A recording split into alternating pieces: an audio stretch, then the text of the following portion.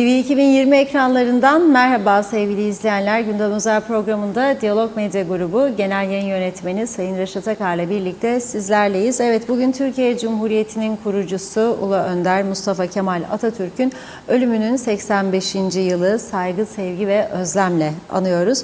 Türkiye'de olduğu gibi Kuzey Kıbrıs Türk Cumhuriyeti'nde de törenlerle anıldı. Sosyal medyaya baktığımızda da hem Atatürk fotoğrafları hem de marşlar ön plandaydı. Konuşacağız. Bir diğer konumuz Küçük Erenköy sahiline bırakıldıktan sonra araçla bölgeden uzaklaştırılan 38 mülteci ve onlara yardım eden 2 kişi Yılmazköy Alayköy yolu üzerinde polis tarafından tutuklandı. Mültecilerin ülkeye Zodiac tipi tekneyle getirildiği saptandı. Ayrıntılarını ele alacağız. Üçüncü olarak Cumhuriyet Meclisi'nin 2024 yılı bütçesinin komitede görüşülmesi sırasında arızalı 2 araç plakası verilerek akaryakıt alındığına ilişkin iddia büyük ilgi uyandırdı. Konuyla ilgili olarak sadece CTP'li vekiller değil, komite üyesi UVP'li Hasan Küçük de bu konuyu bu şekilde dile getirmekten utanç duyuyorum dedi. Konu pazartesi günü meclis divanına taşınıyor. Yine detaylarını bugün ele alacağız. Son olarak da evet, hastanelerde ilaç ihtiyacını gidermek amacıyla açılan 165 milyon liralık ihale sonunda gelecek hafta sonuna kadar 460 çeşit ilacın ülkeye gelmesi bekleniyor. Sağlık Bakanlığı buna ilaveten 195 milyon liralık bir ihale daha gerçekleştirecek. Yine bu konunun da ayrıntılarını ele alacağız. Hepsi ve daha fazlasıyla sizlerleyiz. Buyurun Reşat Bey. Evet, herkese özür dilerim, soğuk algınlığı çok yaygın vaziyette.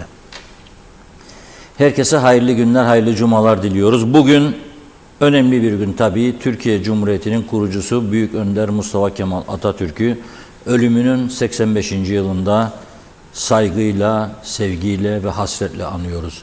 Kıbrıslı Türklerin atasına ne kadar bağlı olduğunu bugün sosyal medyaya bakanlar, okullarımızdaki etkinliklere bakanlar çok daha iyi anlayabilirler. Ben yıllardır bu konuyu savunuyorum. Savunmaya da devam edeceğim. Çünkü bugünkü köşe yazımda bahsettiğim gibi yıllar önce benim gazeteciliğe yeni başladığım yıllarda Günaydın Gazetesi muhabiriyken Atatürk'ün doğumunun 100. yılı kutlamaları vardı. Büyük Türkiye gazeteleri Atatürk'ün işte dünyaya gelişi, Samsun'a çıkışı, İstiklal Savaşı bir yığın konularla uğraşırken dönemin Günaydın Gazetesi sahibi, patronu Haldun Simavi Bey beni İstanbul'a çağırıyor ve diyor ki evladım, Kıbrıs'ta siz Atatürk döneminde ne yaptınız? Dedim ki benim yaşım çok genç, fazla da bir bilgim yok, İzin verirseniz araştırayım. Tabii 2 haftalık süre verdi bana. 2 hafta içerisinde birçok kişiyle görüştüm. Eski Kıbrıs Türk siyasilerinden merhum Doktor Fazıl Küçük, mücadele önderimiz, yine merhum kurucu Cumhurbaşkanımız Rauf Denktaş, daha birçok kişiyle görüştüm. Lefke'de ilk şapkayı giyen Nekipzade ailesi, 3 öğretmen kardeşler, Söz Gazetesi ilk Türkçe yayın yapan Kıbrıs'ta Söz Gazetesi'nin sahibi olan Remzi Okan'ın Ankara'daki kızlarıyla görüştüm. Onlara da Allah'tan rahmet diliyorum. Kızlarının bir tanesi Başbakanlık Basın Yayın Genel Müdür Yardımcılığına kadar yükselmişti, Vediye Hanım. Faiz Kaymak dönemin Kıbrıs Türk siyasilerinden ve bütün bunları toparlayarak 10 günlük tam sayfa bir seri yazı yayınlamıştım Günaydın Gazetesi'nde. Günaydın o zaman Türkiye'nin en çok satan gazetesiydi. Daha sonra gelen telkinler üzerine kitaplaştırdım. Atatürkçü Kıbrıs Türkleri diye bir kitap, 2 baskı yaptı. O dönem Kıbrıs Türk Federe Devleti Milli Eğitim Bakanlığı'nın onayıyla okullarda yedek ders olarak okutulması kararlaştırmıştı. Daha sonra bitti, kitap da bitti. Şu anda bende bile kitaptan yok. İnşallah 3. baskıyı yaparız. Bunu niye söylüyorum? O araştırmalarda gördüm ki Kıbrıslı Türkler gerçekten harf devrimi yapılıyor Türkiye'de ve Söz Gazetesi eski Türkçe, Arapça yayınlanırken gazetenin ön sayfası yarı eski Türkçe, yarı yeni Türkçe, Latin harfleriyle çıkmaya başlıyor. Atatürk'ü gidip görüyor Ankara'ya. Atatürk Türkiye için 5 tane matbaa sipariş veriyor Almanya'dan. Bir tanesini Kıbrıs'a gönderin diyor ve geliyor ve Söz Gazetesi böyle çıkmaya başlıyor. Bütün bunları araştırmış bir kişiyim. Kıbrıs'ta ve Ankara'da Kıbrıs Türk basınında Atatürk sergisi açmış birisiyim. Ve o yıllardan beri bu konuyu iyice inceleyen bir kişi olduğum için Kıbrıslı Türklerin Türkiye'deki Türklerden çok daha fazla Atatürkçü olduğuna kesin kanaat getirmiş durumdayım. Devrimleri daha erken, daha hızlı bir şekilde ve daha cesurca benimsemiş olduklarını da tespit etmiş bir insanım. Bugün de bakıyorum aradan kaç yıl geçti Atatürk'ün aramızdan ayrılmasından bu yana 85 yıl. Büyük bir gurur kaynağı. Okullarda her yerde Atatürk. Sosyal medya bugün Atatürk. Her fotoğraflar, yazılar, şiirler inanılmaz bir sevgi. Bu tabii her lidere nasip olacak bir olay değildir. Atatürk'e ancak oluyor. Yani mesela dünyanın önemli liderleri oldu. Amerikan başkanları, ne bileyim Almanların falan ama İngiltere krallarının Atatürk sevgisi Kıbrıs ve Türk halkının gönlünde bir başka sevgi. Bugün miniklerden başlayarak birkaç okulumuzdan yani minikleri özellikle seçtik. Görünmesi ve anlaşılması açısından Atatürk sevgisinin hemen çabucak onları bir izleyelim. Kasımlanıyoruz, kalbimizde yaşatıyoruz. Seni hiç unutamıyoruz, kahramanımızsın Atatürk. Seninle büyüyoruz. Her an Kasım gelince seni çok özlüyorum.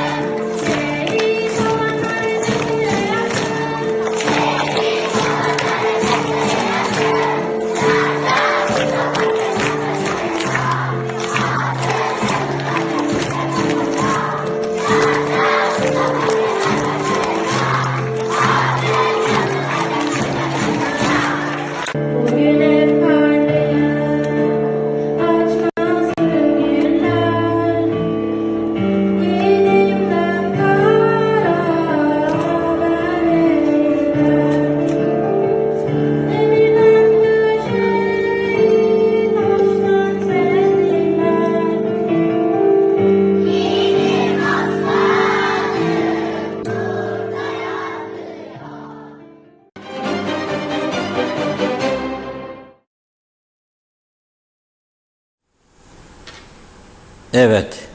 Önce Lila ve Mila. Necat British'in yuvasından, yani küçükleri bölümünden, ana sınıfından. Sonra Gün Işığı'ndan minikleri izledik. Daha bunlar 1,5 yaşında. Veya 2 yaşında bazıları. Ardından Şehit Doğan Ahmet İlkokulu öğrencileri. Şerefe Hoca Hanım'a teşekkür ediyorum. Paylaşımını gördüm. Çok beğendim, etkilendim. Dedim ki sen bunu bize gönder. Bugün program akışı içerisinde kullanalım. Tabii bütün okullarda çocuklarımızın hepsini kutluyoruz.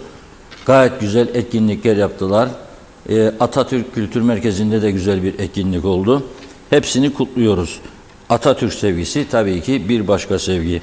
Ve her yıl Atatürk Haftası'nda hizmet ödülleri dağıtılıyor. Kimin tarafından? Tatsav Vakfı tarafından. Tatsav Vakfı Türk Ana Çocuk Sağlığı ve Aile Planlaması Vakfı olarak biliniyor. Bu yılda bu vakfın merkezi tabii Muğla'dır. Fakat yarın Girne'deki Atatürk Öğretmen Evi'nde bu yılki 29. Atatürk Haftası Hizmet Ödülü töreni vardır. Orada ödüller dağıtılacak. Bu vesileyle bu vakfın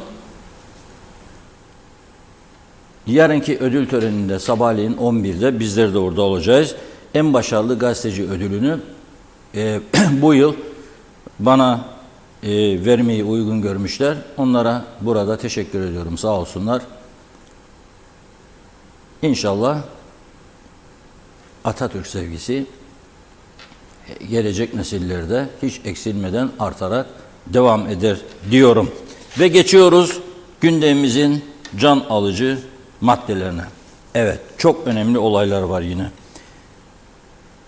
Cezaevi, yeni cezaevi biliyorsunuz çok konuştuk. 650-660 kapasiteli. Eskisi kapatılmıştı. Sonra bu yeni cezaevinde rakam 800'leri aşınca 10 kişilik koğuşlara 14 kişi koymaya başladı. Olmayacak. Eski cezaevi açıldı. Ve ayrıca yargı da çok hassas davrandı bu sürede. Normalde tutuklu yargılanması gereken çok sayıda kişiyi de kefaletle serbest bırakmak zorunda kaldı. Çünkü cezaevi dolu, nereye gidecekler? Devleti de düşünüyor. Çok ağır suçları göndermeye ve daha hafif suçları kefaletle serbest bırakmaya başlamışlardı. Ama baktılar ki olacak gibi değil yani bu iş. Son haftalarda polisin başarılı operasyonları sonucunda çok sayıda kaçak insan da ele geçirilmeye başladı. Bir taraftan ülke içinde ortaya çıkarılan her gün 3, 5, 10 kaçak insan, bir taraftan da yeni gelenler. Şu anda ekrana gördükleriniz dün adaya getirilenler. 38 tane Suriyeli mülteci. Yılmazköy, Alayköy yolu üzerindeki bir van araç polis tarafından durduruluyor. Araç kontrol ediliyor ve içerisinden 38 tane mülteci, 2 de onlara yardımcı olan insan tutuklanıyor. Mücahit Özmem ve Süleyman Rozimbayev. Bu 2 kişi işbirliği yapıyorlar. Bu mülteciler 9 Kasım 2023 dün yani saat 19.30 raddelerinde Küçük Erenköy'de bulunan Rus Bar'ın kuzey kısmındaki sahilden Mücahit Özmem ve Süleyman Rozimbayev'in yardımıyla KKTC'ye Zodyak tipi bir tekneyle giriş yaptıklarını söylüyor polis. Yani dün gece giriyorlar fakat bunlar daha sonra giriş yaptıktan sonra bir van araçla bir yerlere götürülüyor. Yılmazköy, Alayköy yolu üzerinde polis bunları durduruyor, kontrol ediyor ve içinden 38 tane Suriyeli mülteci çıkıyor. Polis bunları tutukladıktan sonra mahkemeye çıkarıyor gördüğünüz gibi bugün. Ve mahkemede bunların 15 gün süreyle cezaevine gönderilmesi kararlaştırılıyor. Ancak cezaevi ikisi de patladığı için 24 mülteci cezaevine gönderiliyor. 11 mülteci ise kadın ve çocuklardan oluşan 11 mülteci ise Yıldız Öğrenci Yurdu'na gönderiliyor. 2 cezaevi doldu, patladı. Şu anda 2. yurt dolmuş vaziyette. Ve devlet bu yurtlara para ödüyor. Düşünebilir misiniz siz ne kadar yüksek maliyeti var? Çok büyük bir olay. Onun için yıllardır konuştuğumuz bir konu var. Sahillerimiz radarlarla, gelişmiş teknolojiyle kontrol altına alınacaktı. 10 yıl öncesinden başladık bu hikayeyi dinlemeye. 10 yıldır bu teknoloji getirilmedi Kıbrıs'a. Yani bırakın sahilleri, trafik ışıklarında yollarda yoktur. Kamera sistemleri doğru dürüst. Koydukları da çalışmıyor. Ve dolayısıyla bunlar sahillerimizden ülkeye giriş yapabiliyorlar. Giriş yaptıktan sonra birçok ihtiyacını gidermekte mali yönden zorlanan bu KKTC devleti mecbur kalıyor. Bir yığın polis bunların peşine düşüyor. Bunları yakaladıktan sonra mahkemeye çıkarıyor. Mahkemeden sonra bunlara bakmak zorunda kalıyor devlet. Şimdi 15 gün süre verdi yargı. Çünkü 15 gün süre sonunda yargılanacaklar. Büyük bir ihtimalle geri gönderilecekler. Şimdi bunlar için de tekrar uçak bileti veya gemi parası ayarlanacak, gönderilecek. Bu süre zarfında yeme içme ihtiyaçları ve doktor ihtiyaçları giderilecek. Ve yurt paraları ödenecek. Cezaevleri dolduğu için yurt paraları ödenecek. Yani nereden bakarsak bakalım bu ülke için çok ciddi bir başarısı. Aynı zamanda Güney için de tabii. Onlarda biliyorsunuz bir Purnara göçmen kampı vardır. Ve o bölgedeki insanlar, yakın bölgedeki insanlar bir süre önce isyan ettiler. Dediler ki biz bunları nasıl şekilde durmuyorlar çünkü diyorlar. Ve orada da 2 gün önce yine Suriyelilerle Afrikalılar arasında bıçaklı sopalı doğrudan bir meydan muharebesi yaşanmış. Bıçaklı sopalı. Birbirlerine vura vura, saldıra saldıra yaralayıp büyük bir olay yaratmışlar orada. Ve bunların bir kısmı tabii mecburen yaralandığı için hastaneye tedavi altına alınıyor. 24 tanesi tutuklanıyor, mahkemeye çıkarılıyor. Mahkeme bunları cezaevine gönderiliyor. O gün, 2 gün önce bu olay meydana geldiğinde yurt dışında bulunan İçişleri Bakanı diyor ki bunlara artık müsamaha göstermeyeceğiz. Avrupa Birliği'nin şartlarını da dinlemeyeceğiz. Hepsini deport edeceğiz. Kaldı ki Avrupa Birliği üyesi ülkeler içerisinde en fazla mülteciyi geri gönderen ülke Kıbrıs oldu. Yani Rum kesimi. Liste başı. Diğerleri daha temkinli davranıyor. Azar azar ve yasaları çerçevesinde böyle hareket ediyor. Rum tarafı Avrupa nizamlarını, kanunlarını da dinlemeyerek daha hızlı bir şekilde geri gönderiyor. Çünkü Kıbrıs küçük bir ülkedir. Ne kadar mülteci kaldıracak? Hele bizim taraf. Yani hele ekonomikman çökmüş bir taraf. Mümkün değil yani. Onun için çok hızlı bir şekilde mahkemenin sonuçlanması, yani 15 gün verdi mahkeme. Tabii bilmiyorum imkanlar nispetinde polis istemiş olabilir. Bunlar çok hızlı bir şekilde aslında geldikleri gibi 2 gün içerisinde bir gemiye konup bunların geri gönderilmeleri daha doğru olur. Bundan sonraki süreçte en azından diye düşünüyorum. Evet Funda Hanım. Evet, mesajlara başlayalım. Teşekkür ederek yoğun. Evet, Hakan Varnavaz Panter, iyi yayınlar. Reşat Bey, araç sigortaları için tonlarca para ödüyoruz ve bunun karşılığı iyi hizmet alabilmek diyor. Karşısında muhatap bulabilmek bile yok diyor. Adada bunu bulmak çok zor demiş. Kıbrıs sigortadan hiç memnun değilim. Kıbrıs'ta sigortalardan memnun değilim diyor. Dile getiriyorum demiş. İyi hizmet bekliyoruz. Celal Harun Akdeniz köyünden Mustafa Aşkın'ın mesajıymış. 10 Kasım Atatürk'ü anma günü mesajı. Cumhuriyetimizin kurucusu, büyük komutan, eşsiz devlet adamı Ulu Önder Gazi Mustafa Kemal Atatürk'ün aramızdan ayrılışının 85. yıl dönümünde bir kez daha sevgi, saygı, rahmet, minnetle anıyoruz.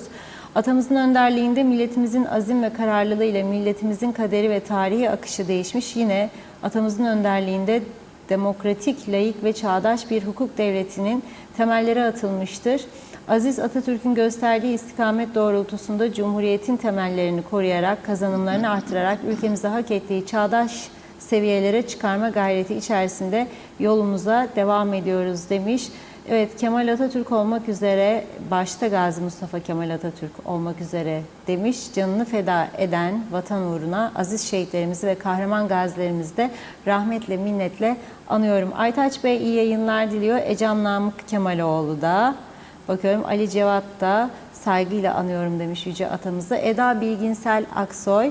Evet, 85. yıl dönümü saygı minnetle anıyoruz. Atamızın bizlere emanet ettiği ilkelerinin izindeyiz. Atamız bir dünya lideridir. Onun sayesinde bugünlerimizi yaşıyoruz. Atamız kalbimizdedir. Mustafa Özcan da rahmet minnetle anıyorum demiş. Evet, çok haklısınız. Kuzey Kıbrıs'taki Atatürk sevgisi Türkiye'de bile yok diyor. Nevbahar Canbazoğlu, Atatürk dünyanın değer verdiği büyük bir lider. Arif Mustafa Cüce, emperyalist işgale karşı vermiş olduğu bağımsızlık ve özgürlük mücadelesiyle işgal altındaki bütün ulusların umudu ve önderi olmuş. Yapmış olduğu devrimlerle bir ulusu küllerinden yeniden doğmasını başarmış. İçinde bulunduğu çağın en modern ve çağdaş devletini kurarak bizlere emanet etmiş büyük devrimci Mustafa Kemal Atatürk'ün aramızdan ayrılışının 85. yılında saygı ve özlemle anıyoruz. Nazime Nalbant Londra'dan herkese selamlar diliyor. O da atamızı rahmetle anıyor. Her zaman kalbimizde ruhu şad olsun. Sen rahat uyu atam demiş. Her zaman izindeyiz. Ne mutlu Türk'üm diyene. Seni asla unutmayız ve silah arkadaşlarınızı da rahmetle anıyoruz. Mehmet Şenler kolay gelsin. Salih Taşkın Yaradana Kul. O yıllarda bu araştırmalarınız takdire şayan Reşat Bey. Dikkatimi çekti. Merhum Ahmet Necati Özkan'da bahsetmediniz diyor. Sormak isterim. İyi yayınlar dilemiş. Şerife Güneş rahmet ve minnetle anıyoruz dedi Atatürk'ümüzü. Fatma Sazlı iyi yayınlar diliyor. Turgay Gezen, Kıbrıslı Türkler dünya üzerinde Yüce Önder Atatürk'ün ilke ve devrimlerine harfiyen uyan tek topluluktur. Kurucusu olduğu ülkede bilhassa son dönemde iktidarda olan siyasal İslamcı iktidarla birlikte manevi şahsiyetine yapılan saldırılar ve hukuk dışı uygulamalara baktığım zaman bu gerçeği daha iyi görebiliyorum. Ebediyete intikalinin 85. yılında onu saygı ve özlemle anıyorum. Ruhu şad mekanı cennet olsun demiş. Şerife Güneş, Şerife hocamız paylaşımınız için çok teşekkür ederiz Reşat Bey yazdı. Sayar Aker, özgürlük savaşı vermekten yılmayalım. Özgürlüğünüz için adayı böldük. Şimdi de züğürtlüğe bölündük diyor. Atatürk öğretti ama ne yazık ki öğrenmede hala sıkıntı çekiyoruz. Erhan Yapıcıoğlu, Atatürk'ü minnetle anan bu çocuklar bu adada gelecek bırakmayan siyasilerimizi bir gün bile anacaklar mı diyor. Ali Dereseven, atamızı büyük bir saygıyla anıyorum. Kıbrıs'ta dikkat edilmesi konusunda uyarılar yapmıştı. Dış basında devamlı olarak Kuzey Kıbrıs'taki emlaklar İsraillilere satılıyor diye yazılar çıkıyor, uyarı yapıyorlar. Hala daha yeni başımızda olanlardan ders çıkarmıyoruz. Bana göre şu an Kuzey Kıbrıs'ta en büyük sorun ne elektrik ne hayat pahalılığı demiş ne de uyuşturucu. Nazime Nalban, çok uzaklarda olsam da kaçırmadan izliyorum diyor. Soğuk yağmurlu Londra'dan sevgilerini yolladı bize. Evet, Celal Harun, Şifa Harun'un mesajı. Bakıyorum çok uzun ama gerçekten bu mesaj. Böyle özet geçerek biraz okuyayım izninizle. Evet, Atatürk'ün ebediyete intikalinin yıl dönümünde saygıyla yad ediyorum demiş. Milletine duyduğu sonsuz güven ve inancıyla çıktığı zorlu yolda milletimizi müşterek bir ideal etrafında birleştirmeyi başaran Atatürk, Cumhuriyetimizi kuruluşuyla taçlandırmıştır diyor. Onun mücadeleci kurucu vasıflarını gençlerimize ve çocuklarımıza iyi anlatmalı. Onun en büyük eserim dediği Cumhuriyetimizi ilelebet yaşatmak ve daha ileriye taşımak için üzerimize düşen sorumlulukları hep birlikte yerine getirmeliyiz demiş. Evet, bu duygu ve düşüncelerle İstiklal Savaşımızın başkumandanı, Cumhuriyetimizin kurucusu Gazi Mustafa Kemal Atatürk'ü anıyoruz. Tüm kahramanları, aziz şehit ve gazilerimizi de yine rahmet ve minnetle anıyoruz. İsmet Sencer harikasınız dedi. Çağatay Donlar, Dingo'nun adası yazmış büyük büyük harflerle. Birkaç mesaj daha okuyup ara verelim. Evet, Lord Sigorta, o da bize iyi yayınlar diliyor. İnce Erdemel, çocuklarımıza layık görülen, öyle yazmış ama layık görülen konteynerları Oraya göndersinler diyor, parayı da okullara harcasınlar. Arif Koroğlu, sizce bu ülkede hükümet mi var? Bunlara hükümet diyen ayıp eder demiş. Lord Sigorta, suç işleyenler hapise, kaçak olanlar yurda. Bu kadar masrafı kim ödeyecek dedi. Mehmet Uluçaylı da bakıyorum. Mehmet Uluçaylı da iyi yayınlar diliyor. Şerife Turgay Derya da aynı şekilde. Mehmet Ali Özdemir de daha çok mesaj geldi. Sonrasında yine devam edeceğiz. Şimdi bir ara verelim. Reşat Bey buyurun. Evet, teşekkür ediyoruz güzel mesajlar için. Bir izleyicimiz yazdı. Ahmet Necati Özkan Allah rahmet eylesin, turizmci. Tanıdığım birisiydi ama bu Atatürkçü Kıbrıs Türkleri araştırdığım zaman onunla görüşmedim doğruya doğru.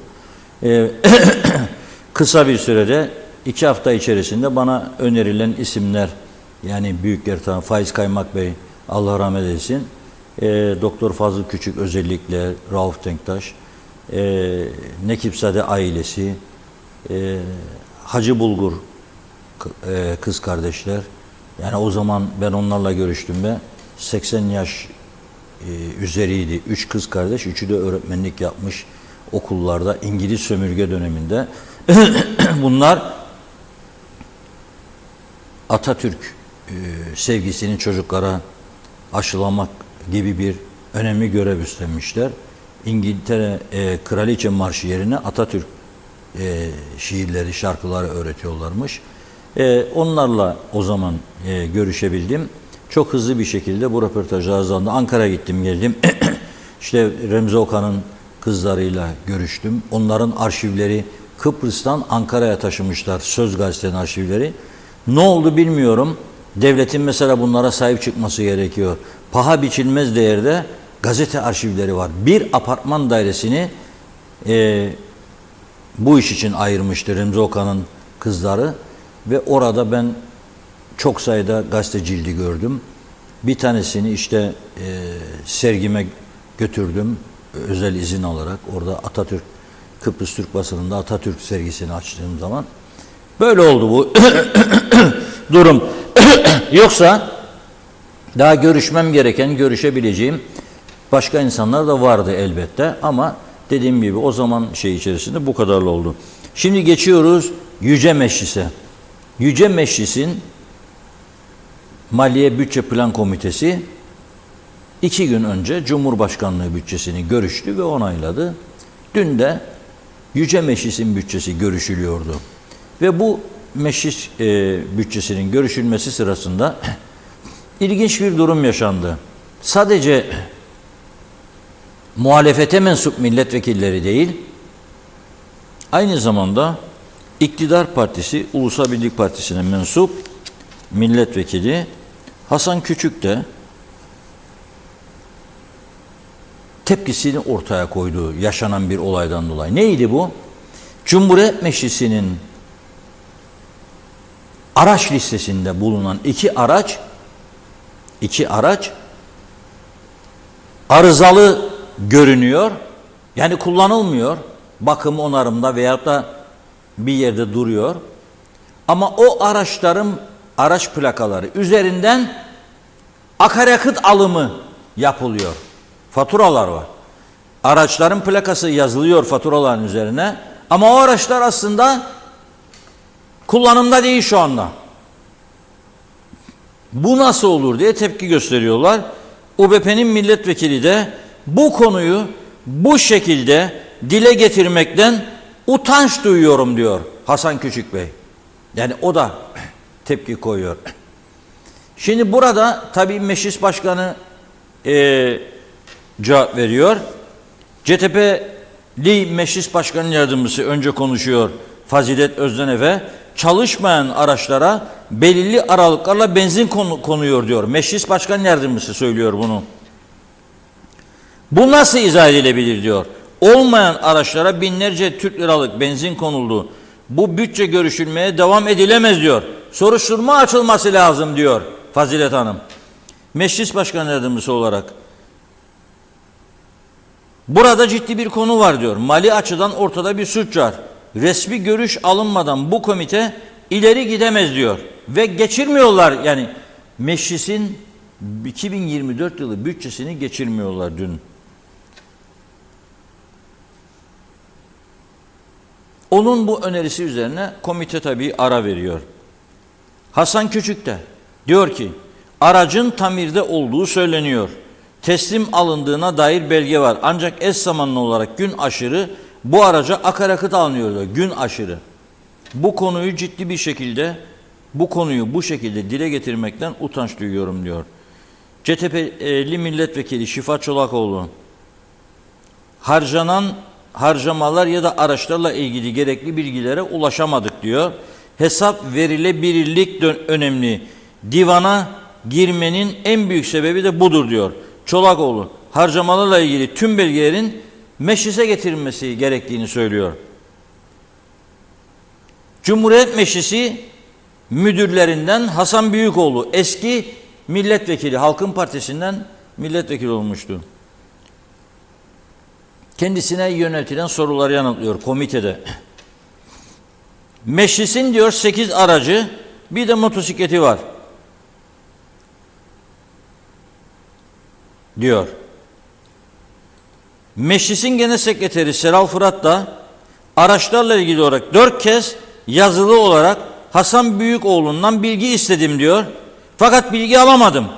Bunun yerine bir de uyarı yazısı aldım diyor. Yine bilgi alamadım. Genel sekreter olarak görevimi yerine getiremiyorum diye bir algı oluşmasın sakın diyor.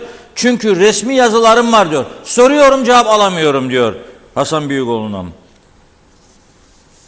CTP Genel Başkanı Tufan Erhürman. Bu diyor bir skandaldır. Mevzuata aykırı bir şekilde Meclis Genel Sekreteri bypass edilmiştir diyor. Bir devlet makamında araçlardan biri hakkında bilgi yok. Görevli arkadaş mevzuatın gereği yerine getirmiyor gereklerini diyor. Yasaları yapan mecliste bile mevzuata uyulmuyor diyor. Bu bir skandaldır, rezalettir. Burada meclisin onuruyla ilgili bir mesele vardır. Ben kaç zamandır buradan söylüyorum. Ey yüce meclis, güveni yitirdiniz diye her gün söylüyorum.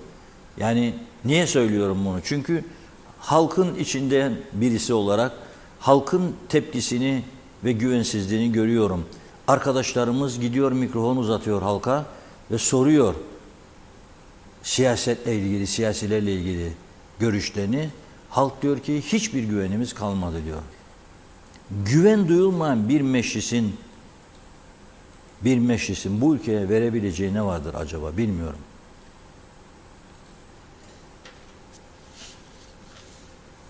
Tabii Meclis Başkanı Zorlu Töre de bu iddialara karşılık konuşma yapıyor. Ve diyor ki ne skandal var diyor ne de rezalet. Araçlardan Hasan Büyükoğlu sorumlu olsun denilmiş.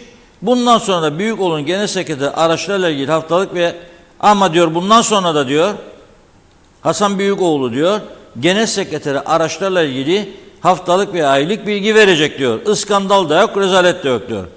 Muhalefeti toplu iğnenin başı kadar küçük konulara takılmakla suçluyor Zorlu Bey. Meclisi krallık gibi muhalefet diyor, beni diyor meclisi krallık gibi yönetmekle suçluyor. Ve giderlerle ilgili eleştirileri yanıtlarken yurt dışına gidiş gelişlerle ilgili rakamlar hazırdır diyor. Bunu milletvekillerine verebilirim diyor. Yurt dışı biletlerinin çoğu zaman davet edenler tarafından kesildiğini belirterek konaklamayı da karşı tarafın karşıladığını söylüyor. Ve diyor ki bugüne kadar diyor en az para harcayan benim diyor. Yani meclis başkanları içerisinde en az para harcayan benim diyor. Şimdi tabii nasıl olur bu iş? Yürümeyen, çalışmayan araçlara benzin nasıl konuyor? Fakat Hasan Büyükoğlu tekrar söz alarak diyor ki 900 Türk liralık harcama yapıldı diyor. Yani büyütmeyin bu işi büyük bir para değil diyor. Görevi de Cumhuriyet Meclisi Genel Sekreterliği Örgütü, İdari, Mali, Teknik ve Parlamenter Hizmetler Müdürü. Makam çok mühim. Şeye yazmak zordur bu kadar ismi. Cumhuriyet Meclisi Genel Sekreterliği Örgütü, İdari, Mali, Teknik ve Parlamenter Hizmetler Müdürü. Allah Allah Allah Allah Allah Allah Allah. Nereden buluyorlar bu kadar makam ismini de yaratıyorlar? Ey yüce meclis. Uzunca bir süredir diyor meclisin bir aracıyla ilgili parça bekliyoruz diyor. Araç tamirdedir diyor. Tüm araçlarla ilgili başkana bilgi verdim. Kendisine yönelik eleştirileri de kabul etmiyorum diyor. Meclis Maliye Bütçe Plan Komitesi Başkanı Resmiye Eroğlu Canaltay sonra söz alıyor. Diyor ki araçlardan bir tanesine Eylül ayında yıkama ve benzin dahil yaklaşık 900 lira harcama yapıldı diyor. Bu araştırmayı diyor divana vermek daha doğru olacaktır diyor. Ve aldığımız bir bilgiye göre bugün programdan önce aldığım kesin güvenilir bir bilgiye göre pazartesi günü meclis divanı bu konuyu özel olarak görüşecek. Çünkü bütçe duruyor orada. Meclis bütçesi. Şimdi ben buradan bu tabii meclis divanından sonra Maliye Bakanlığı Bütçe Kontrolörlüğü'nden denetim istenecek diye bilgi aldım. Ondan sonra gerek görülürse polis Mali şubeden de soruşturma istenecek. Tabii burada mesele 900 veya 9000 lira meselesi değildir. Burada mesele devletin en önemli kurumlarından birinin bile nasıl yanlış bir sistemle çalıştığı meselesidir. Ve gene en önemli mesele siz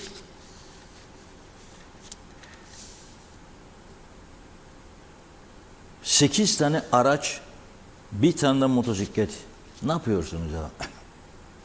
8 aracı ne yapıyorsunuz? Biri meclis başkanının makam arabası. Bir de yediği varmış, etli 2. Bir daha da meclis başkanı yardımcısın, etli 3. Diğer 5 taneyi ne yapıyorsunuz? Milletvekillerine mektup mu dağıtıyor? Elektronik posta var. Onu niye kullanmıyorsunuz? Eğer mektup dağıtıyorsanız. Niçindir diğer 5 araba? Hiç bıkmadan, usanmadan 15 yıldır resmi hizmet araçlarının bu ülkede gereksiz olduğunu söylüyorum. Fakat Yüce Meclis'in iktidarı da muhalefeti de bu konunun üstüne gitmiyor arkadaşlar. Esas benim kırgınlığım tümünedir. Hiçbirisi. Ve bu iktidara 4 partili koalisyonla geldi, muhalefet de geldi. Şimdiki muhalefet iktidar oldu. Her iktidar döneminde de bu ülkenin araç sayısı artırıldı, eksilmedi. Mesela bir bakan yetkisindedir diyerek seçimde kendisini destekleyen bir otogalericiye merak etme gelirsen bakan olursam senden araba alacağım. 5 tane çek buraya bakalım. Hele Maliye Bakanıysa kim hesap soracak? Kasa onun elinde. Ve verdiler ve aldılar. Esas bunların yargılanması lazım. Ne maksat için, niçin aldın sen? İhtiyaç vardı aldım, sana mı hesap vereceğim diyor. Bana hesap vermeyeceksin. Ama halka hesap vereceksin. Ve bu halk da bu hesabı sormalıdır. Ve bu halk da bugüne kadar bu hesabı sormadığı için böyle her gün balyoz üstüne balyoz yemektedir. Evet, çocuklar konteynerde ders yapıyor. Neden? Okullar yıllardır bakım görmedi de onun için. 74'te Rumlardan kalan okulların üstüne ya 6 ya 7 tane ilave etmişler. Nasıl bir devlettir burası ya? Nasıl bir yönetimdir? Nasıl bir idaredir değilim? Ya o 74 savaşından Rumlardan hazır bulduğumuz okullar 50 yıl mı götürür ya sizi? 50 yıl size soruyorum. Bu yüce meclisin, yüce milletvekilleri, siz 50 yıl evinize çivi çakmadan, boyasını yenilemeden, kapıları yenilemeden, su borularını değiştirmeden o evde yaşayabilir misiniz? 50 yıl götürdü mü sizi su borusu götürüyor mu? 50 yıl pis atık su boruları götürüyor mu sizi? Ya musluktan akan, çeşmelerden akan borular? Yok. 50 yıldır siz mutfakta aynı tekneyi mi kullanıyorsunuz ya? Paslanmaz, çürümez mi bu tekne? Ve öyle yaptılar. Ve hiç kimse bunun hesabını sormadı bunlara. 49 yıldır Rumların bıraktığı okullarda çocuklar ders görüyor. Depreme dayanıklı mı değil mi? Bir şey olmaz ya, Allah korur. Yağmur yağdı akıdır, o kadar olacak. Bizim çocukluğumuzda okullar her taraftan rüzgar girer çıkardı. Biz az sıkıntı. Ama 50 yılda dünya değişti. Çok değişti. 50 yıl önce gaz lambalarıyla aydınlanıyorduk. Şimdi doğal gazından elektrik üretiyorlar. Güneşle elektrik üretiyorlar. Kirlilik yaratmıyor. İnsanlar zehirlenmeden gayet iyi, modern bir hayat yaşıyor. Elektriği var, suyu var, aydınlanıyor. 50 yıl önce kuyulardan çekilen suyu kaynatıp içiyordu insanlar. En azından zehirlenmesin, bakteri olmasın diye. Şimdi son 20-25-30 yıldır müthiş teknolojiler var. Deniz suyunu arıtıyor adamlar, içilebilir su haline getiriyor ve siz içiyorsunuz denizden arıtılmış suyu. Ama bakmadılar. Doğrudur. Çocuklara okul yapılmadı. Mevcut okullar iyileştirilmedi. Yollar çöktü, tamir edilmedi. Bugün bakıyorum gene devamlı konuştuğumuz halde Ciklos, kırık dökük orada orta refüjdeki bariyerler, yağmur direnç kanalları kapatılmış, hala temizlenmedi.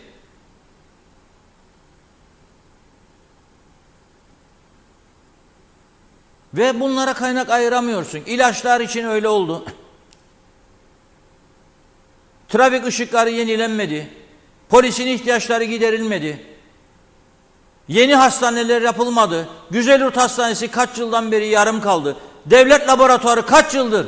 7-8 yıldır yanmış vaziyette duruyor. Bunlara kaynak yok. Ama bu taraftan hiçbir ülkenin tanımadığı bir KKTC devleti kuruldu ve 4000'in üzerinde resmi hizmet aracı kullanıyor. Ne için? Ne maksat için kullanıyorsunuz? Fert başına düşen milli gelir en az 2,5 katımız üzerindedir Güney Kıbrıs'ta.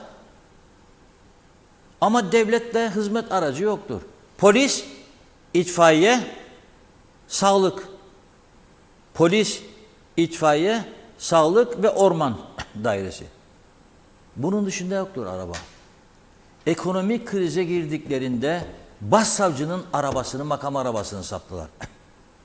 Ekonomik krize girdiklerinde başsavcının makam arabasını sattılar. Şimdi bizde ekonomik kriz yok mudur? Dik alası vardır. Özellikle koronadan bu yana korkun. Ama bana diyeceksiniz ki para vardır işte, meyhaneleri doludur bilmem ne diye, herkes eğlenceden fotoğraf. Kaç kişidir? Nüfusun yüzde kaçıdır? Ben öğretmen arkadaşlarla konuşuyorum. Aylarca süt içmeyen çocuklar vardır ilkokullarda. Ne gitmezsiniz? Lefkoşa'nın surlar içinde, Mausa'nın surlar içindeki garibanların okullarına bir sorasınız bakalım. Gel evladım bakalım, bugün kahvaltıda ne yedin de geldin okula? Sorun bakalım, bir şey yedi mi acaba? Kaç aydır süt içmediğini sorun çocuklara bakalım. Devlet bunlara sahip çıkan devlettir. Yok ki olmayan paraları borç harç içine girerek, bir yıl makam arabası bulundurarak. Sayısını bile bilmiyorlar. Hala ben bugün oldu öğrenemedim sayısını. Kaç tane resmi hizmet aracı var öğrenemedim. Ve bakınız, 8 tane diyor arabamız var diyor meclisin. Bir tane meclis başkanının arabası bence yeterlidir. Arızalanırsa ne yapacak, yediği olmasın. Bayraklı ikinci araba lazım. Arızalanırsa kendi başının çaresine baksın arkadaş. Böyledir bu iş. Bütün bakanlıklarda bir yığın araba var. İnanılmaz. Ve bunların aylık akaryakıt gideri nedir? Bunların aylık bakım, onarım, tamirat masrafı nedir? Bunların ruhsat, sigorta giderleri nedir? Hiç kimse bunu bilmiyor ve vermiyor hesabını. Hay buyursunlar, meclisin veremediler. Meclisin haracının hesabını veremediler. Ve pazartesi günü divan oluşuyor bu iş için. Meclis divanı görüşecek. Bu ayıp değil mi ya bize? Bu ayıp değil mi bize? Yani buraya mı düşecek bu ülke? Ben hiç kimseyi suçlamıyorum. Hiçbir makam sahibini şu anda. Çıkacak sonuçları konuşuruz. Benim burada esas vurgulamak istediğim bu devleti yönetenler çorap üstüne çorap giyiyorlar. Yani bir insan bir çorap giyer. Bunlar 2, 3, 5, 10, 15 üstüne geçiriyor habire. Niçin? Ne maksat için? Göstereceğim şu devletim, kime göstereceğim? Bana göstereceğim ve halka göstereceğim. Halk buna inanırsa zaten devletsin sen. İnanırsa, saygı duyarsa tamamdır, sorun yok. Ama inanmıyorsa sen sana 200 tane çorap giy. Yazık, günahtır ya, bir ülkenin paraları Türkiye'den Anadolu çocuğunun rızkından kesip buraya para gönderirler. Bu kadar Rum'un mallarını satıp kullananlar var. Güney Kıbrıs'ta olan lüks araba sayısı bizim yarımız bile değildir, inanın.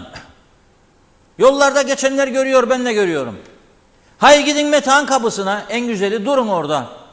Kuzeyden güneye geçen her 10 aracın kaç tanesi lüks sınıfına girer? Güneyden kuzeye geçen her 10 aracın kaç tanesi lüks sınıfına girer? Zaten orada çıkar ortaya durum.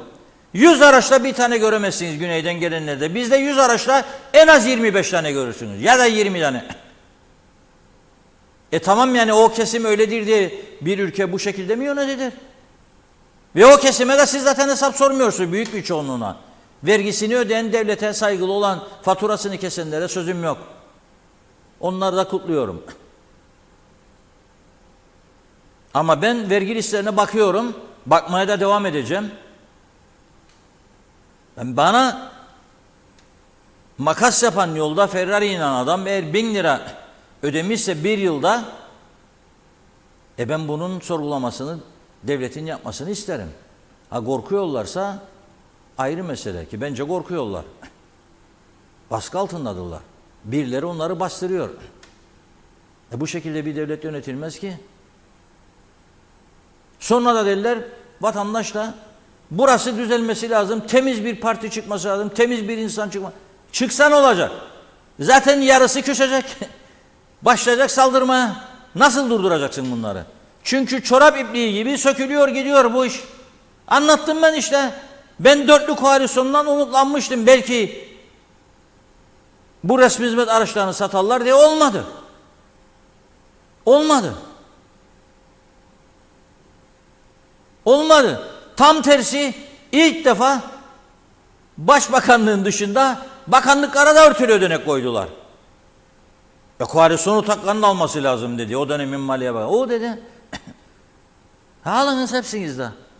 Döndü sonra Halkın Partisi, ben dedi almam dedi, bilmem nereye iade ediyorum dedi. TDP döndü, ben nereye iade ediyorum dedi. CTP dedi, başbakan dönemin başbakan dedi, benim haberim yok bundan dedi.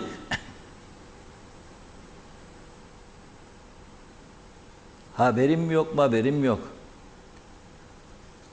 Bir karar, güneyde olduğu gibi arkadaş, zorunlu bir iki kurum, polis, itfaiye, orman dairesi. Orman dairesi de kontrol altında, sınırlı sayıda. Gerisi no patapat, no takatak. Hepsini satarım ben olsam. Lefkoşa, Girne, Gazimos'a, İskele'de bütün stadyumlara yığarım arabaları, açık artırma usulü satarım. Elde ettiğim paralarla da okulları tamir ederim ve yolları tamir ederim. Biter bu iş. Ve kurtaracağım geri kalan parayla da ilaç eksiltmem bu ülkede. Nitekim ilaçlarla ilgili güzel haberler var şimdi. Biraz sonra konuşacağız ilaçları. Ama bu böyledir. Bu ayakkabı şu giydirmeye çalışırlar bize. Büyüktür be arkadaş. Senin ayağın 42 ise 42 giyeceksin. 58 giyemezsin. Zaten yapmazlar. Ondan sonra şimdi çalışmayan arabaya yakıt koymayı tartışırlar.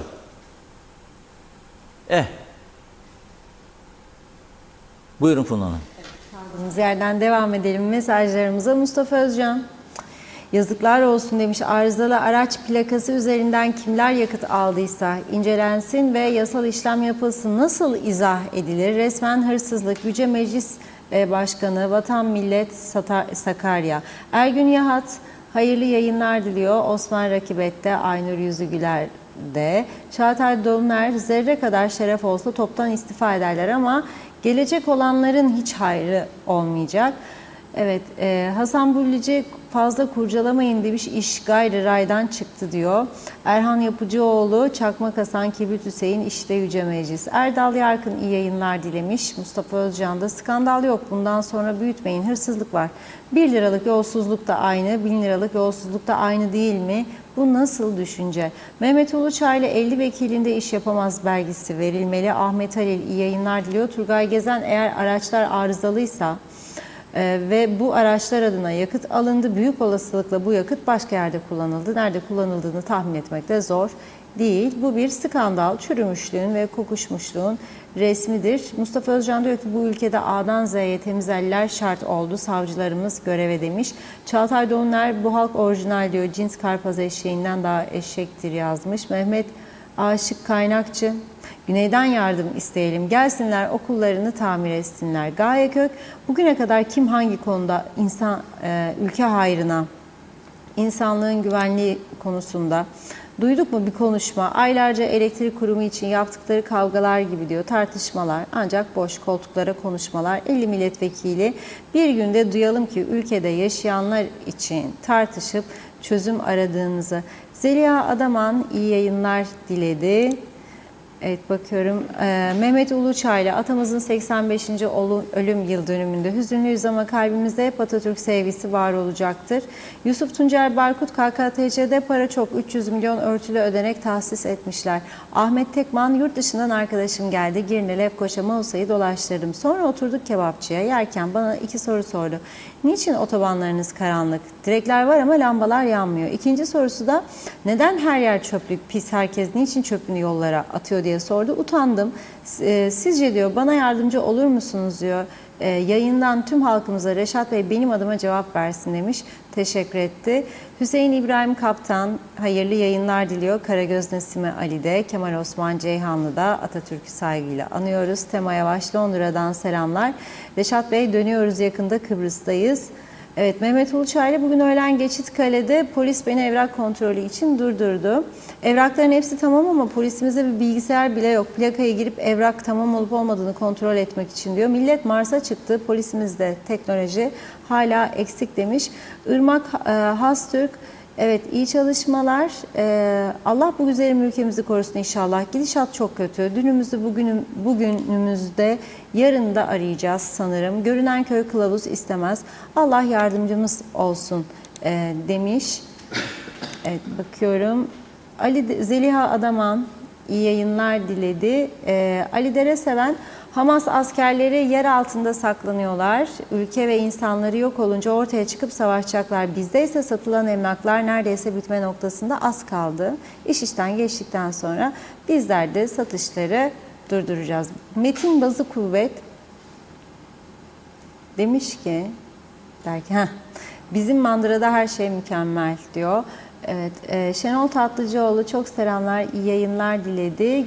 Güldal Mistikoğlu, resmi hizmet araçlarıyla özel işlerini yapan çok. Ahmet Tekman, ne kadar yüzlerine vurursanız diyor. Ben dinledikçe Reşat Bey yüzüm kızarıyor anlattıklarınızı. Bence Allah'ın izniyle külliye bitince devlet yollarımıza, sağlığımıza, eğitimimize, her şeyimize sahip çıkacak ve anca beraber güzel günlere yürüyeceğiz diyor. İnşallah, maşallah. Teşekkürler demiş. Mete Atilla Orçan, Reşat Bey bu harnupların akıbeti ne olacak diyor. Ne yapmak isterler? Verilen emeklere mi yanalım dedi. Uğur Erol, İyi yayınlar diliyor. Mehmet Uluçaylı da yine bir hafta sonu sonuna geldik. Herkese sağlıklı hafta sonları demiş. Ulus Çomunoğlu, Cem Karaca'nın Peynir Gemisi adlı şarkısını çalarsanız memnun olacağım dedi. Cengiz Güzelay da yine güzel bir hafta sonu geçirmemizi diliyor. Mustafa Özcan, pandemiden bu yana denilince ve ülkenin içinde bulunan durumu görünce nedense hep aklıma dünyanın en başarılı Sağlık Bakanı Pilli geliyor demiş. Bir iki mesaj var, tamamlayacağız. Hakan Üçok, arkadaşlar Alsancak bölgesinde demiş, anahtar kaybeden anahtarı lapta polisinden gitsin alsın. Sedat Rides de bu hükümet olduğu sürece bu ülkede bir şey olmaz diyor. Evet, teşekkür ediyoruz. Yine devam edeceğiz. Buyurun. Evet, buyuralım. 2 tane soru var dedi Ahmet Tekman. Yurt dışından arkadaşım geldi diyor. Okudunuz tabii ama ben bir daha okuyayım ki anlatırken anlaşılmış olsun, değil mi? Girne Lefkoşa Mausa'yı dolaştırdım. Sonra oturduk diyor kebapçıya diyor. Kebap yerken bana 2 soru soruyor. Soru 1. Niçin otobanlarınız karanlık? Direkler var ama lambalar yanmıyor. Şimdi tam da bu soruyu bana sorarken İskele'den bir başka bayan izleyicimiz bana bir video gönderdi. Arkadaşlar getirin bakayım o videoyu. Az önce, şu anda geldi yani. 5 dakika yok bana geleli. Funda Hanım mesajları okurken ben de rejiye gönderdim bu videoyu. Aha bu. Geçen gün de dedim ki akşam karanlık olunca güneyden, yani 5.30 gibi pazar günü dedim dönerken Avrupa'dan Afrika'ya geçtiğimi çok daha iyi anladım. Aydınlık yerden geçer geçmez bir karanlık bir yer. Aman Allah'ım, hiç lambalar yanmıyor. Yanan yerlerde az, zayıf, cılız, eski lambalarla. Bunlara hiç yatırım yok. Burası diyor İskele'de Arkın Otel var orada. Onun önüdür diyor. Lambalar yanmaz diyor. Bir de çukurlar var yolda diyor. Neden yanmaz lambalar? Çünkü elektrik kurumunu özelleştireceklerdi. Özelleşme diye bir şey başka yerlerde olmadığı için, yani atmasyon tutmasyon neticesinde elektrik kurumunu bıraktılar, böyle çürüttüler.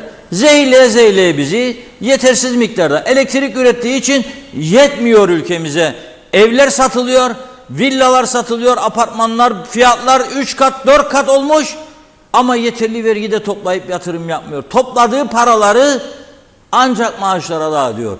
Yıl sonu enflasyon ne olacağını bilmeden 2 ay önceden ne kadar fazla para ödeyeceğini açıklıyor bir hükümet yahut da bir bakan bakmayan. Bu zannederim anlaşılmayacak bir konu değil. İkinciye gelelim.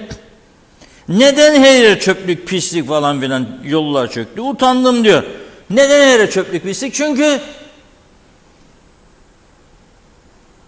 bozulduk. Düştü. Kültür. Dünyada en fazla nüfusa göre üniversitenin olduğu bir yerde dünyanın en kültürsüz toplumu olduk, onun için daha ne var? Bundan başka bir izahat mı istenir? Bir yığın karman çorman ne olduğu bilmediğimiz, nüfusunu bilmediğimiz bir ülkede tabii ki çöplük olacak. Doldururlar atarlar etrafa. Bana ne der? Çünkü ülkeyi yönettiğiniz zannedenler, belediyeler de dahildir bunun için söylüyorum, çalışan belediyeler zaten onlar kendini bilir, rahattırlar, huzur içindeler. Ama çoğu belediye de yapmıyor görevini. Yerel yönetimler de, merkezi hükümette. Çevre Bakanlığı var, adı var. Bakalım onun kaç tane arabası var bilmiyorum. Duydunuz mu siz Çevre Bakanlığı bir yerde çevre temizliği yapıyor ya bilmem ne yapıyor diye bir şey? Yani mesela işte bak söylüyorum. Yağmur Direnaj Kanalı diyorum. Tam Ciklos'ta dev bir kanal var orada. Tamamen kapalıdır üstü. Yani bunu duymuyorlar mı? Duyuyorlar. Duyduktan sonra şöyle oluyor.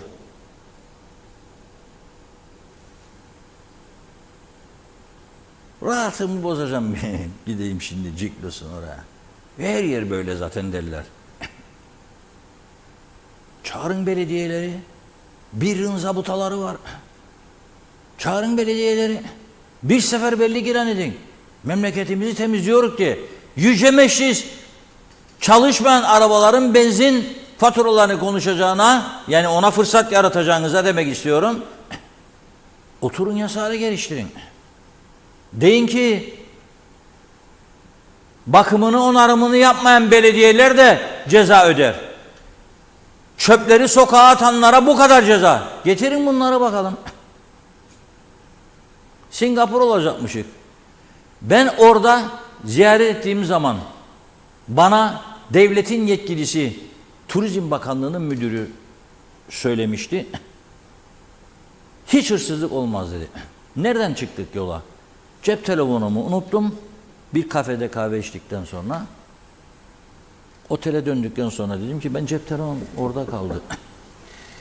Dedi bana üzülme. Aynı yerde buluruz. Birlikte gittik. Aynı yerde bulduk. Nasıl olur dedim. Bizde dedi bilekten keserler dedi. Mahkeme falan gitmez dedi. Dedim bu şeriata girer. Ya nereye girersen sen öyle, bu ülkede öyle dedi. Onun için geçmişte böyle yaptılar dedi. Ve bu şekilde bu ülke temizlendi dedi. Şimdi hırsızlık yok. İkinci yaptıkları, yapabilir misiniz siz Kıbrıs'ta bunu? Bence yapılabilir, çok kolay. Yeni 0 kilometre apartmanlar yaptılar. 2+1. Dar ve sabit gelirli. Mesela belediye işçisi, ne bileyim devlette alt kademelerde memur şu bu. Ev satın alamaz. $10 ayda kira, sadece $10 kirayla verdiler ve veriyorlar insanlara ki sokakta kalmasın, parasızlıktan hırsızlık yapmasın. Ha buna rağmen yapıyorsa işte dediğim gibi o zaman öyleymiş. Şimdi herhalde mahkemelerde ağır cezalar. Niye geçirmiyorlar bunu? Niye geçirmiyorlar? Sorarım ben. Nedir sebebi?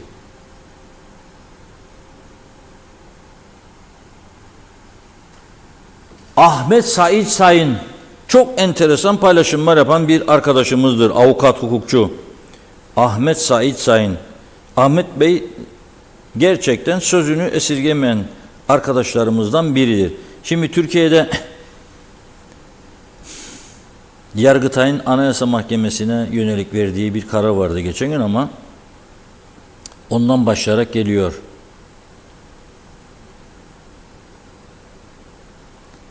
KKTC mahkemeleri gerek Yüksek İdare Mahkemesi gerekse Anayasa Mahkemesi'nin ürettiği kararlar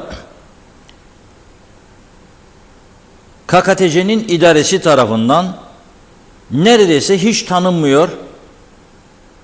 İdare kararlara hiç uymuyor veya hiç verilmemiş gibi davranıyor diyor. Mahkemenin verdiği kararlara devlet idaresi uymuyor diyor, tanımıyor. Bu da diyor yargı erkine karşı sivil bir darbe sayılır diyor. Yargıya karşı. Özellikle son geçen şartlı tahliye tüzüğü mahkemeleri tamamen bypass etmiş, itibarını sıfırla çarpmıştır diyor. Genel af ilan etmek gibi bir karar alındı diyor. Müşteki hakları ne olacak diye soruyor. Yargının verdiği karar ne yapılacak diyor. Ama kimin umurunda? Bizim halkın üstünden tank geçse bile gündem, maaşlar, futbol, yeme içme vesairedir diyor. Yalan mı söylüyor şimdi? Ben de bunu düşünüyorum. Hani derler bu ülke düzelsin falan filan. Düzelecek adama kaç kişi destek verecek o zaman acaba? Merak ediyorum. Merak ediyorum. 1 kilometre, 2 kilometre mesafeli köylere hepsine halı saha yaparsınız. Çim saha isterler yaparsınız. Su yok. Memlekette su kıtlığı var. Para yok. Ama yaparsın çünkü oy alınacak diye hesabıyla kitabıyla. Her şey oy hesabı. Benim zamanımda öyleydi böyleydi falandı filandı yaptıydım ettiydim. Neyse ilaç sıkıntısı var değil mi? Yeni Sağlık Bakanımız Sayın Dinçürek ağırlığını koymuş olacak bu konuya ki bu kadar eleştiriden sonra Maliye Bakanlığı'nı ikna ederek 165 milyon liralık bir ihaleye çıkmıştı. Gelecek hafta sonuna kadar bu 165 milyon 460 çeşit ilaç ülkede olacak diye bir bilgi aldık. Buna ilaveten 2023'ün sonuna kadar 195 milyon liralık bir ikinci ihale gerçekleşecek. Böylece 360 milyon liralık ilaç 2 ay içinde ülkeye gelmiş olacak. Sağlık Bakanı diyor ki sıkıntı bitecek diyor. 2024'te ise benzeri sıkıntılar yaşanmaması için 1 milyarın üzerinde bir bütçe ayrılmıştır ilaca diyor. Dolayısıyla kimse sıkıntı yaşamayacak. Öyle planlanıyor. Ama tabii nüfus bir anda böyle her gün tekneyle buraya 35 kişi, 45 kişi, 75 kişi tırların içinde saklı hayvan yemlerinin arasına saklayıp getiriyorlar ya. Ve tesadüfen yakalanıyorlar. Tesadüfen. Ne Girne limanında ne Gazimavsa limanında teknolojik hiçbir alet edevat yok. Uyuşturucular da geçer böyle girer ülkeye. Onun için büyük bir açık var. Yani kendi düzenimiz öyle bir hale geldi ki burada nereye dokunsan elinde kalır. Bunun üstesinden gelebilmenin yegane yolu kardeşçiğimdir de partilimdir de vereceğiydi de vermeyeceğiydi de oy alacaydım da bir daha seçileceydim. Yok. Yok. Yok. Doğru neyse bunu yapacak bir oluşum lazım. Mevcut sistemde bu mümkün değil. Çünkü siyasi partileri de siyasi parti başkanları değildir yöneten. MYK'lar var, parti meclisleri var. 150 kişi oturacak karşına. Bir tanesi kendi köyünün halı sahasıyla meşgul. Bir tanesi kendi bilmem yakınını işe koydurmak için uğraşıyor. Bir tanesi kooperatifin yönetim kuruluna girmek için çırpınıyor. Bir tanesi Vakıflar Bankası için, bir tanesi elektrik kurumu için, 3 tanesi bilmem toprak ürünleri için. Allah Allah. Ve sen bunların içerisinden düzeltme yetkisi alacaksın. Mümkün değil. Mümkün değil. Bakın şimdi çok iyi 3 tane 4 tane adam getirsek biz Kıbrıs'a. Ve bunları 70 bin lira ki iyi adamlar 70 bin TL'ye gelmez. Yani pazarı kabul etmez bunu ama gelmez. Gelmez 70 bin TL. İyi adam gelir mi ya buraya? Yani 2000 dolara, 2200 dolara adam mı getirebilirsiniz? Ya siz Kıbrıs'a Amerika'dan ya İngiltere'den. Mümkün mü bu ya?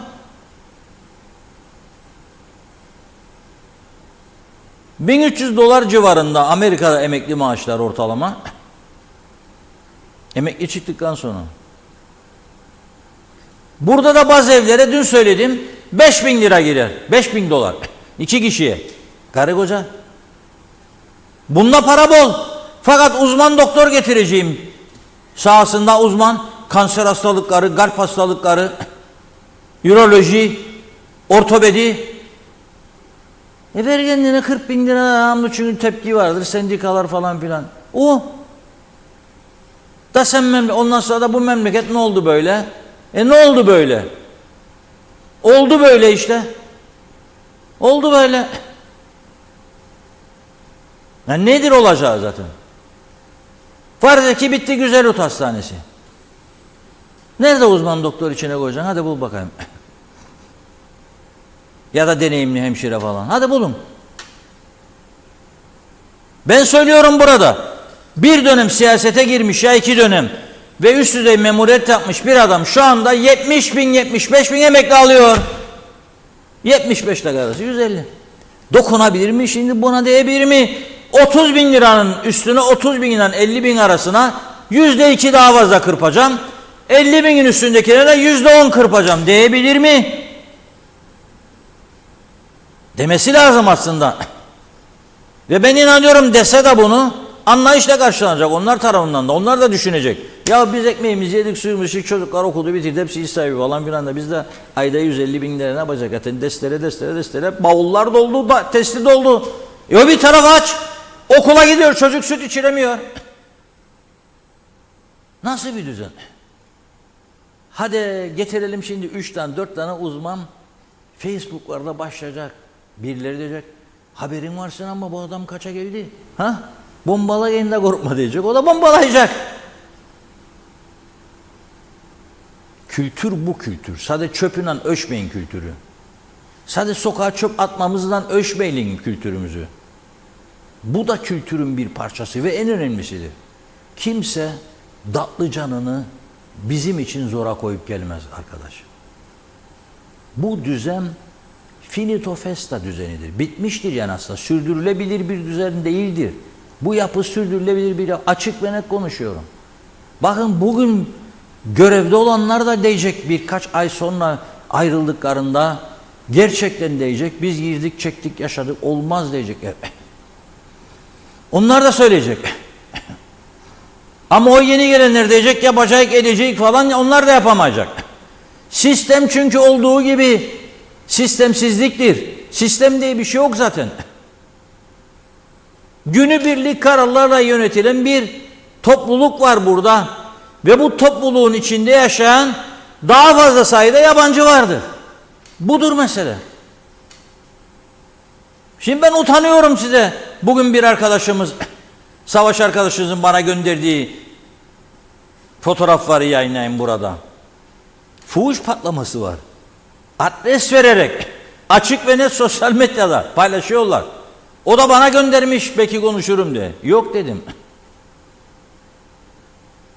Yayın yasağı var. Hocam şimdi buraya fotoğraf var olmaz. Patlama var. Hadi bekliyorum ben açıklasın şeyler. Sağlık yetkilileri bize. Kaç yüz tane AIDS vakası var? Kimse konuşmuyor değil mi? Kaç yüz AIDS vakası var? Ne olacak bu işin sonu? Bunlar da paylaşıyor. Gel diyor. Adam da gidiyor. Kimisi korumalı, kimisi korumasız. Basıyor parayı. Bitti. 3 ay sonra, 2 ay sonra hastanenin yolunda. Kim tedavi edecek seni? Neyle? Nasıl? Yani durum bu merkezdedir. Üzgünüm ama hele böyle bir günde Atatürk'ün çizdiği çağdaş yolda ilerlemek ve medeniyeti konuşmak yerine çağ dışılığı konuşur duruma gelmekten dolayı utanmamız lazım. Ben utanıyorum şahsen. Buyurun Funda Hanım. Tamamlayalım mesajlarımızı. Ayşe Güner Mertcan. Selamlar hepinize, bu yakıt hikayesini büyütmeyin diyor. Bazı büyüklerimizi mahcup edeceksiniz demiş. Londra'dan Güner Bey'in mesajı. Arif Yıldırım hayırlı yayınlar diledi. Akın Akarsel, Reşat Bey ağzınıza sağlık diyor. Sizi sigortalamak lazım demiş. Hayri Köreken, direklere güneş paneli, solar ışık taksınlar. Soner Sabriler, selamlar Reşat Bey, Kıbrıs vatandaşları Kıbrıs'a geri dönsünler diye bangır bangır bağırmışlardı yetkililer. İyi ki dönmedik, yoksa bu girdabın içinde çekeceklerdi. Huzurlu akşamlar. Cemil Kurç, iyi yayınlar diliyor. Hitap edin Yüce Meclis'e lütfen demiş. Mehmet Demir, burada Cumhurbaşkanımıza Allah uzun ömürler versin yazdı. Mustafa Özcan, Lefkoşa Türk Belediyesi şehir içindeki yanmayan bütün cadde lambalarını onarıyor. Başkan Mehmet Armancı'nın şahsında bütün LTB ekiplerini kutluyorum demiş. Ayrıca ilaçların bir hafta içinde tamam olacağı söylenmişti. Şimdi 2 aya mı çıkmış? Hasan Nihat Erduran, gümrüğünde havaalanında grev yapılan ülke maşallah inşallah tamir tadil edilir ilgili yasalar. Evet, Hakan Üçok, Reşat Bey doğru söylüyorsun diyor. Amerika'da asgari ücret 100.000 TL. Şafak Lemi Hoca, iyi yayınlar, iyi akşamlar yazmış. Hasan Nihat Erduran, tek başına iktidar olan çok kolay tamir eder düzeni. Rahat da toparlar bence. Mehmet Demir, güzel abim diyor. İstanbul'dan Mehmet, ben hayırlı cumalar. Allah'ın bütün rahmetleri üzerine olsun inşallah. Bütün ailene mutluluklar dilerim dedi. Başarılar yazmış. Hüseyin Kaya Erdal, süpersin abi. Yoldan çıkmış bir treni yola koymak kolay değil artık. Feysan, Evet, Feysan Türkay Fotalı, Yarıbuçuk ilçe Refke'den selamlar. Her taraf çirkef durdu diyor bu memlekette. Neyi nasıl yapacağımızı şaşırdık. Milletvekilliliği de ayrı bir sektör oldu. Halk için vekalet verdiklerimiz hep cebe işler diyor. Lazım vekillik gönüllülük esasına dayansın da inanalım. Gerçekten halk için çalışacak da vekil seçelim. Şahin Özdil, Sağır Sultan duydu ama kime demiş, diline sağlık diyor. Hasan Nihat Erduran, Enterconnect'e kadar sulama suyu dağıtımı biter. Direkt ulaşım olmadan nasıl export yapacak üretici? Bilemem, BM ne der demiş. Elif Bağbaşı da bizlere iyi yayınlar diliyor. Bakıyorum bir sürü emoji var. Murat Çevik hayırlı akşamlar yazdı, o da atlamayayım. Nusa Su İçmez hayırlı yayınlar. Ülkemizde ahlak çöküntüsü var. Eğitim baştan aşağı değişmesi şart diyor. Hasan Nihat Erduran iyi akşamlar, 60 yıllık ambargolular yazmış. Bakayım, evet zannediyorum tamamladık. Çok teşekkür ediyoruz. Buyurun.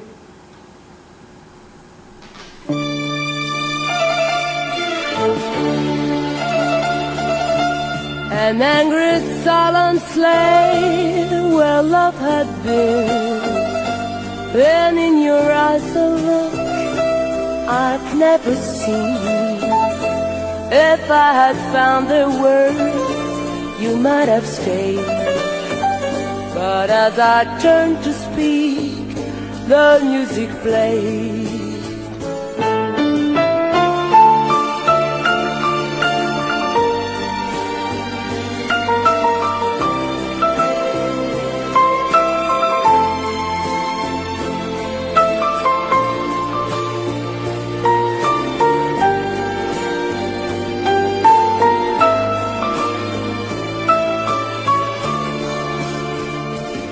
As lovers dance their way around the floor, I sat and watched you walk towards the door.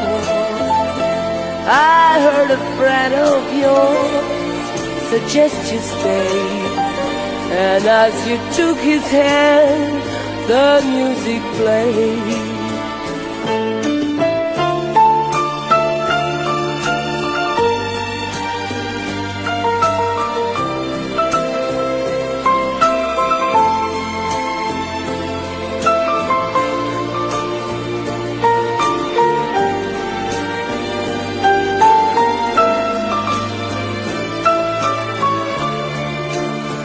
Across the darkened room, the fatal signs I saw. You've been something more than friends before. While I was telling you, by clinging to my pride, she had been waiting, and I drove you to her side. I couldn't say the things I should have said, refused to let my heart control my head. But I was made to see the price I paid, and as she holds you close, the music plays.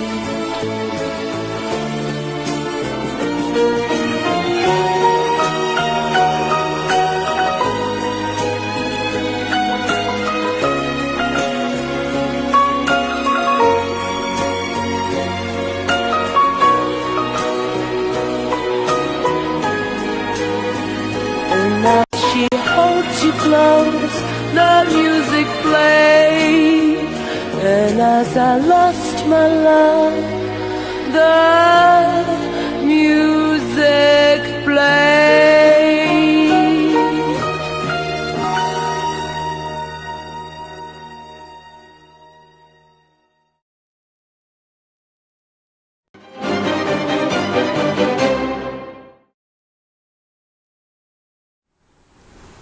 Evet, sizlere güzel bir şarkı dinletmeye çalıştık. The Music Play.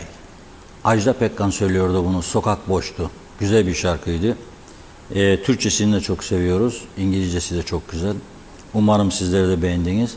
Pazartesi günü inşallah güzel haberlerle birlikte olacağız. Herkes için güneş enerjisi projesini Rumlar yürürlüğe koyuyor 2024 yılının ilk aylarında.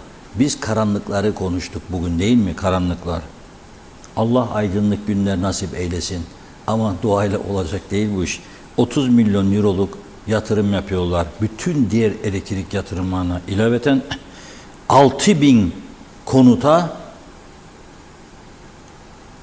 güneş enerjisi ile elektrik verilecek. 6.000. Sıfır maliyet. 30 milyonluk yatırım sonrasında tabii. Durum bu vaziyette. Biz daha konuşalım. Özel mi, özerk mi? Özel olmaz, öcüdür. Peşkeştir. Özerk'te bir sorun çıktı da inşallah falan filan. Aksa olmaz çünkü yerle vuruyor, devleti soyuyor. Bu taraf cihaz eksikliği, teknolojik zehirliyor. No problem. Bana göre bu şekilde elektrik üretmek, yani böyle zehirler, meyiller falan filan filtresiz suçtur. Dağların oyulması da suçtur, beş parmakların. Normal bir demokratik düzen olsa buna izin verenler